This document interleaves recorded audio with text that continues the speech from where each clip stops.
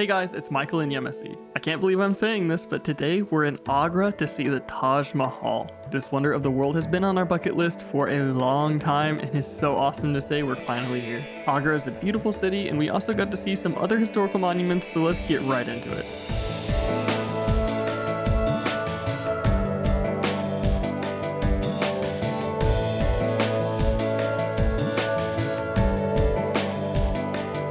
Hello from Agra. Today we're taking a tour all around Agra, starting with none other than the Taj Mahal. So, second world wonder. Let's go.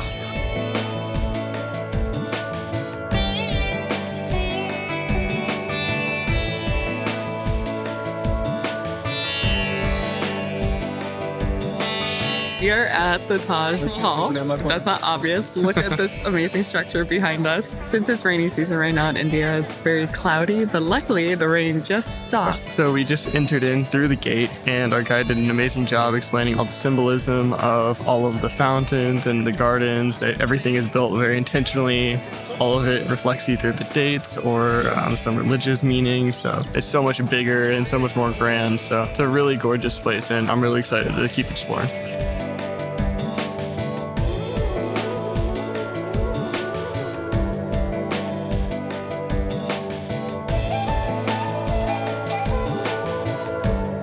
We came here for sunrise, but unfortunately because it's rainy season, there isn't really a sunrise, but because of the qualities of the marble, it just apparently glows because it's like slightly translucent. So that's why so many people like to come here for sunrise. But even though it is rainy, it still is a gorgeous place.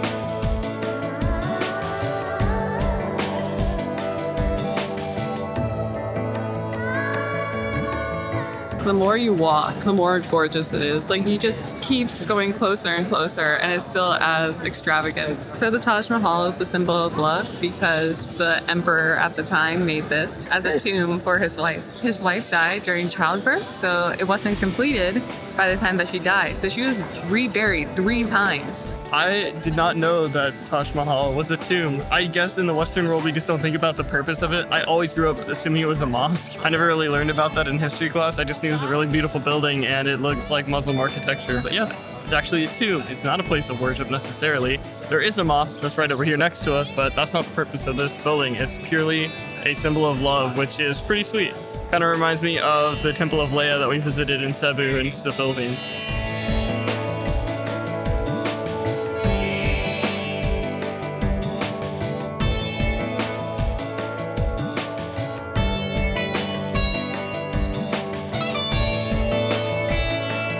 We just finished our tour at the Taj Mahal. It's perfect timing right now because it started to rain. Apparently, we have a habit now. Anytime we see a world wonder, it's raining. But it's okay because it still is beautiful, rain or shine. I really wish we could take you inside because the carving is truly incredible. In terms of like intricacy, that might be one of the most incredible things we've seen. So I understand why it's a world wonder. So now we are going to go ahead and get some breakfast because we woke up at 2:30 and we are hungry.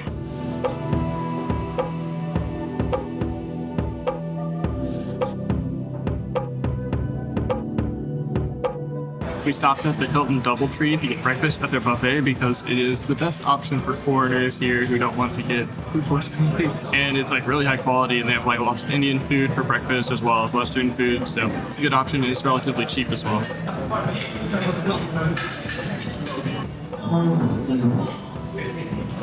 Okay, yes, I know. I got a lot of sweet things. I'm a Westerner, but I haven't lived in America for a long time now, so I'm enjoying the sweets that I can get that has a familiar taste. Okay, so if you watched our day tour in Delhi, you'll know we encountered an issue with our tour. First, they took us to places that were not on the itinerary that were definitely scams. These shops sold low-quality items at massive markups, specifically targeted at unaware tourists. Unfortunately, this was another of those scams. Allegedly, these craftsmen are the same family line as those who built the Taj Mahal. I have no reason to doubt that's the truth, and admittedly, the craftsmanship of many of the items stones were quality as far as I can tell, but they were also super expensive. Of course, they have a room full of much cheaper goods targeted for tourists, but upon closer inspection, they were incredibly low quality. We did not ask to be brought here, so always remember you have the right to tell your tour guide no. If you don't want to shop, just say no, I'm not interested in purchasing anything, and I don't want to go here, please take me to the next place, and they will. Also, like the other tour, we were not taken to all the places that were on the itinerary. They did not take us to the Red Fort, just like they didn't in Delhi, except this one wasn't even shut for Independence Day. We saw people inside, but we had run out of time, and we saw a lot already anyways. But you paid for your tour, so if your guide doesn't take you to all the places you want to go that were on your itinerary, you reserve the right to ask them to take you there. All right, so we had a nice, delicious breakfast. And next stop on our list is the Baby Taj. The Taj Mahal is really cool. So we're gonna head into the Baby Taj. I'm excited to see how it compares to the Taj Mahal.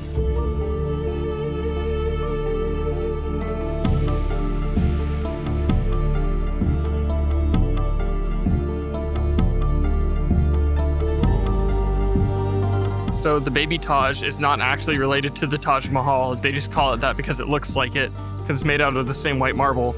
But actually, it is built before the Taj Mahal. It's the first white marble construction by the Mughal Empire, and it's a lot smaller. It's only like 2.5 stories tall. But just looking at it from the outside, it's way more intricate. It was built by the mother of the emperor who built the Taj Mahal, and she built it to celebrate her parents, which are both buried here.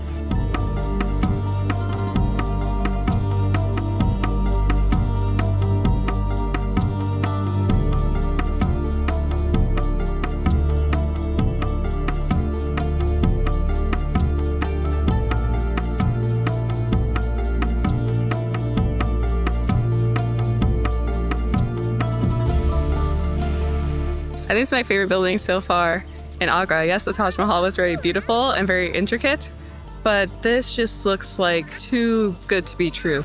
It looks like an intricate jewelry box, and just the design on the walls are crazy. I don't think I've ever seen something like this before, and yeah, this is definitely my favorite building so far in India.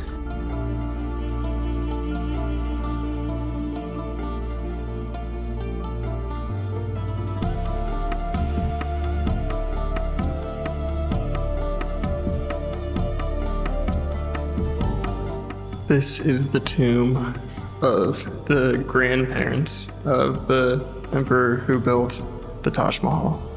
This is just unbelievable. It's like I said earlier, it looks like a jewelry box, but just all the mosaics with the flowers and the tiling. This is truly one of the most beautiful things I've ever seen.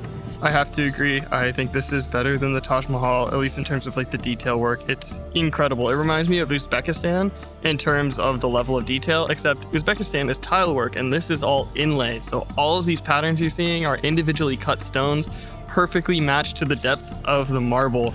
And all of the carvings in the marble are made out of one massive block.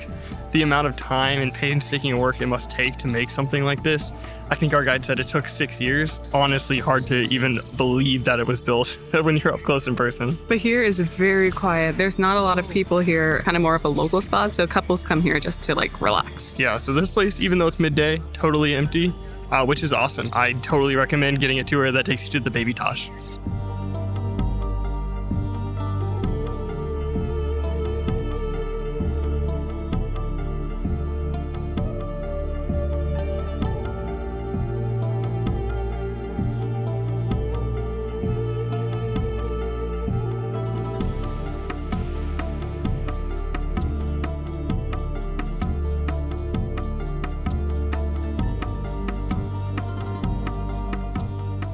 All right, we're finally back in our hotel room after a long journey to Agra and back.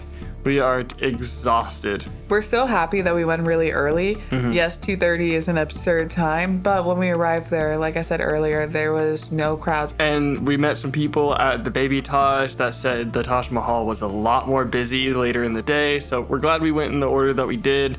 And yeah, if the clouds aren't around, if it's not rainy season, the sunrise is apparently super beautiful as well, so we highly recommend that. So yeah, that is our Agra day trip. We hope you enjoyed. It was really cool. I wish we could spend more time, but you can only do so much. But thankfully we have a food tour later tonight, so you can check that out in our next India vlog.